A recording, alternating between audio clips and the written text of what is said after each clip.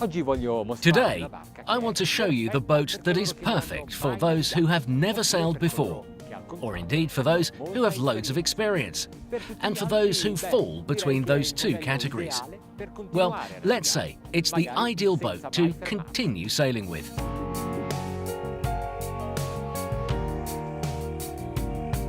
The Magellano 43 is made by Azimut as part of a series of two other boats, the 50 and the 64.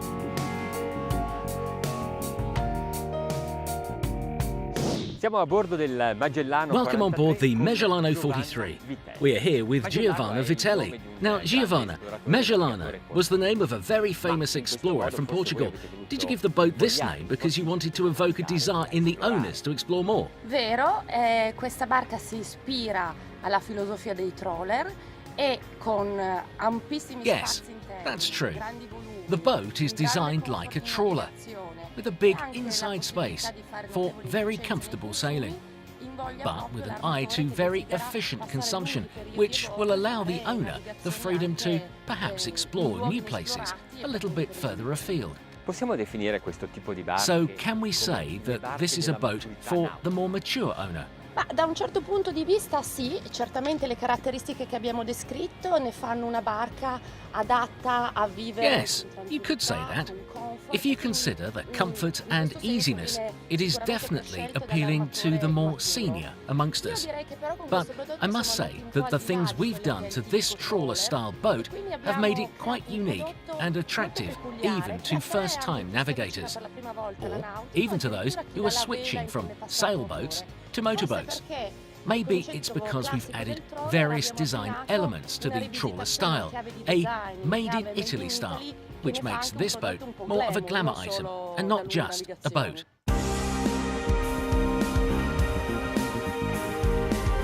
These boats have been designed to sail long distances. Of course, that doesn't mean they can't be used for brief cruises, but the aim is for ease, comfort, and low consumption. Azimut have succeeded quite simply by drawing upon a very solid boat that doesn't change at different speeds. Exactly like it's a ship.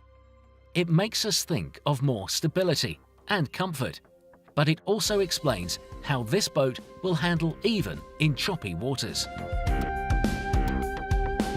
Commodity and safety are obvious characteristics for those people who don't have a huge knowledge of sailing, but want to try it on their own and need an easy approach to the challenge. Incredibly, this boat is also sought after by those who have had many sea experiences, but as they get older, are looking for an easier boat to navigate with.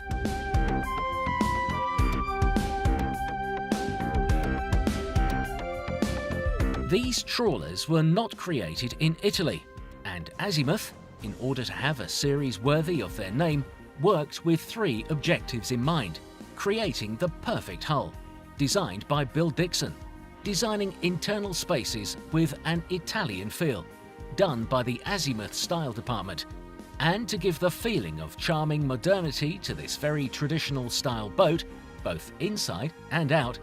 This part was the work of Dutch designer Cor Rover. Trawlers usually have an antiquated feel about them, but the Magellano doesn't.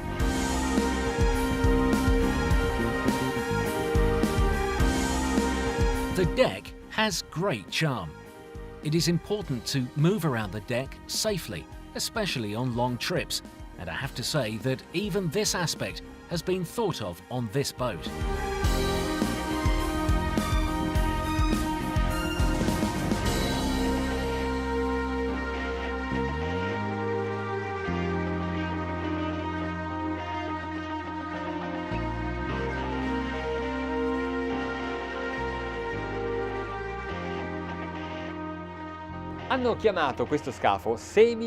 This boat has what is called semi-displacement dual mode, which means it has two different performance levels. The first, displacement, when you're going slowly and the trim doesn't change. The second, planing, for when you want to put your foot down. But beware, as you put your foot down, fuel consumption increases, even if only slightly. When you reach cruising speed, the boat starts to consume less, as Azimut has adapted self-contained engines. For example, in this boat, there are two 355 horsepower Cummins, but you can also have 350 horsepower units. The bow stem is very pointed, and so the boat cuts through the waves very smoothly. The stem post, that is the upright that links the bow stem to the keel axis, has a narrow beam. This increases buoyancy, meaning the boat is more stable, as it is in effect longer. Also, there is more volume at the bow, which stops the boat pitching so violently between one wave and another, something which happens to all boats that have significant movement at the bow. One of the reasons to choose this boat is its efficiency between 10 and 20 knots, which is higher than other planing boats. I think 15 knots is ideal, with 2,120 revs and an average consumption of 80 litres an hour. At this rate, the range is more than 300 miles. A tank can hold 1,600 litres, and if you go at a constant of 8 knots, you can get 800 miles out of it. At this speed, the boat is also very quiet, just 62 decibels. To put it into perspective, what this boat can do. Right now, we are on the Ligurian coast at Varese, about 90 miles off the coast of Corsica. If we keep to a speed of 9 knots, it would take about 10 hours to get to the island. So we could make a nice day out of it and do all the normal things: eating, sleeping, relaxing, reading. We could set off at about 8 in the morning and get to the island at about 6 in the evening, having spent a very enjoyable day. But the big thing is that we would have only used up to 180 litres of fuel. And if we go at 8 knots an hour, we would use only 100 litres.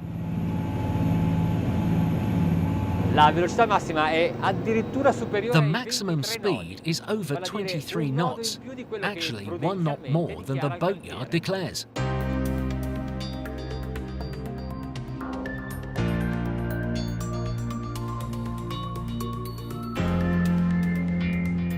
The gangplanks blend in so well with their surroundings, they seem to be part of the hull. Both the main and flying bridge have a beam that is almost constant for the whole length, which means there is a bigger space that is habitable. It's a true fly, with lots of outdoor space and perfect furniture. To relax and cook, there's a fridge, ice maker, and even a place to barbecue. And then there's a place to sunbathe and drive, of course. There are 2 versions, one with a flight bridge and one without, the latter being lighter on the lines and balance. The hardtop version has 4 windows in the living room ceiling, 2 of which can open. The mast folds, which means the maximum height of the water goes down to 3.5 meters. This was thought of especially for the foreign markets, especially America, where when sailing in internal waters, you often have to pass under fixed height bridges. At the bow, the sun deck is comfy because it is perfectly flat. Its rectangular shape sticks out, which offers a bigger than usual space. There is a sofa at the cockpit and space for a table. But let's have a look inside. It's a boat made for long journeys, so as you can see, it is very comfortable. In the living area, the focus point of the boat, there's the pilot's area. Compact, not overpowering, which makes the living area more relaxed. A swivel chair allows the captain to join in with guests too. The kitchen links with the outside in order to easily eat al fresco. The furnishings are warm and welcoming. Materials have been chosen for their colour and modern style, and they have just the right marine feel about them. The furniture has been made in walnut, and light-coloured textiles make for a pleasing contrast. Below deck, there are 3 big cabins. The master bedroom has its own bathroom. In one of the other 2 cabins, there are twin beds that push together to become a king size. And then there's a single cabin. The other bathroom also comes with a separate shower.